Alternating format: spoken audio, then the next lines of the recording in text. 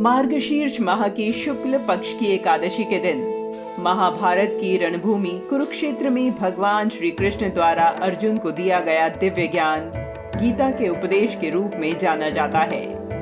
पूरे विश्व में मात्र श्रीमद् भगवद गीता ही एकमात्र ऐसा ग्रंथ है जिसकी जयंती मनाई जाती है।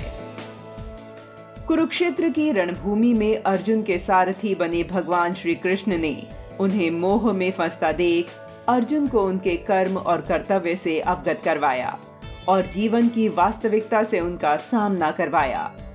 श्री कृष्ण ने अर्जुन की सभी शंकाओं को दूर किया।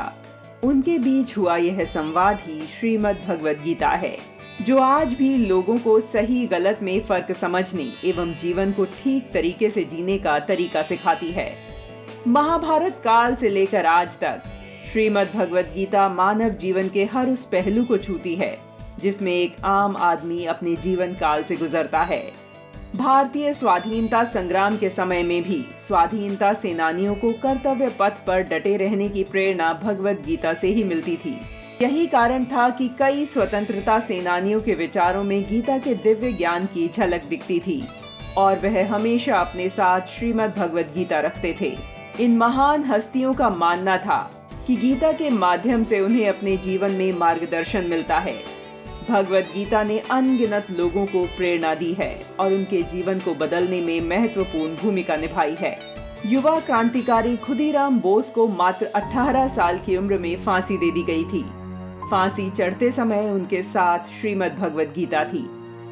जब अंग्रेजों के खिलाफ आजादी की अलख जगाने वाले क्रांतिकारी संगठन अनुशीलन समिति के ढाका कार्यालय पर छापा मारा गया, तब अंग्रेज अधिकारियों को भगवद गीता की दर्जनों प्रतियां प्राप्त हुई। यह स्वाधीनता संग्राम के दौरान क्रांतिकारियों पर भगवद गीता का आश्चर्यजनक प्रभाव ही था कि प्रत्येक क्रांतिकारी भगवद गीता से प्रेरणा और ऊर्जा पाते थे। गीता को समझने के लिए जेल में भगत सिंह ने बाल गंगाधर तिलक की टीका गीता रहस्य को पढ़ने के लिए मंगवाया था। वो गीता का अध्ययन कर रहे थे और स्वतंत्रता संग्राम के लिए उससे प्रेरणा भी ले रहे थे। पंजाब के खट्टर कलां गांव में स्थित शहीद आजम सरदार भगत सिंह म्यूजियम में आज भी यह भगवद गीता रखी हुई है। राष्ट्रगीत वंदे मातरम के रचयिता बंकिम चंद्र जी ने गीता को समस्त मानवता के लिए आदर्श के रूप में देखा था। उन्होंने गीता पर एक भाष्य लिखा जो उनकी मृत्यु के समय केवल 3/4 ही पूरा हुआ था। यह ऐतिहासिक और साहित्यिक शोध के आधार पर कृष्ण का एक प्रेरक जीवन रेखा चित्र था, जिसका शीर्षक था श्री कृष्ण चरित्र।